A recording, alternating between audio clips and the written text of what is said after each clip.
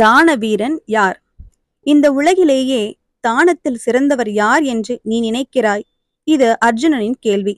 சந்தேகமே இல்லை அர்ஜுனா, கர்ணன் தான் தானத்தில் சிறந்தவன். இது கிருஷ்ணனின் பதில். என்ன கிருஷ்ணா, இப்படி சொல்லிவிட்டாய்? பஞ்ச பாண்டவர்களாகிய எங்கள் ஐவரை விட அந்த சாதாரண கர்ணன் எப்படி கொடை வள்ளலானான்?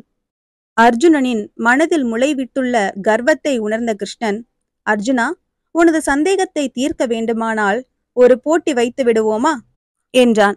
அர்ஜுனனும் அதற்கு சம்மதித்தான். வெட்டி எடுக்க எடுக்க குறையாத வெள்ளிமலை ஒன்றையும் தங்கமலை ஒன்றையும் உண்டாக்கினான் கிருஷ்ணன். காலை சூரிய உதயம் முதல் மாலை சூரிய அஸ்தமனம் வரை இந்த இரு மலைகளிலிருந்தும் தானம் செய்யலாம்.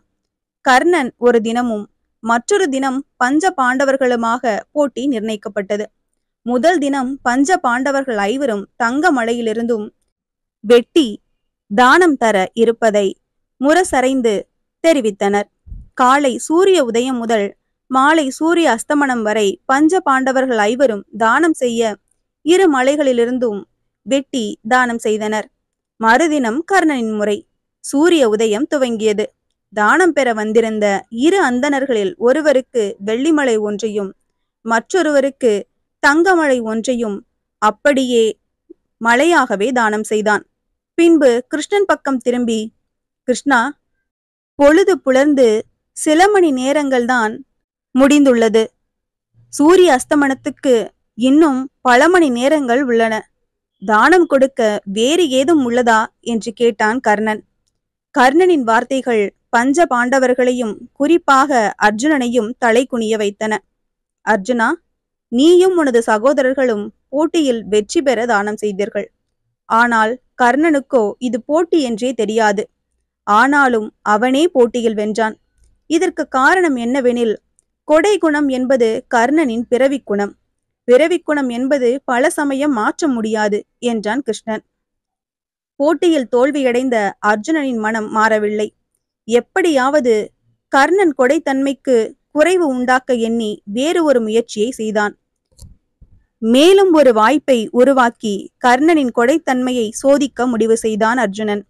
கிருஷ்ணனிடம் இதை கூறிய போது மாயக்கண்ணனின் உதடுகள் புன்னகையை மட்டுமே பதிலாக்கியது. நாடு முழுவதும் இருந்த சந்தனக்கட்டை அனைத்தையும் கிடங்கு ஒன்றில் பாதுகாப்பாக கொண்டு வந்தான் அர்ஜுனன். நாட்டில் எங்கும் சந்தனக்கட்டை ஒன்று கூட கிடைக்கவில்லை. தனது வீரன் ஒருவனை பிராமணன் போல வேடமணிய செய்து கர்ணனது அரண்மனைக்கு அனுப்பினான்.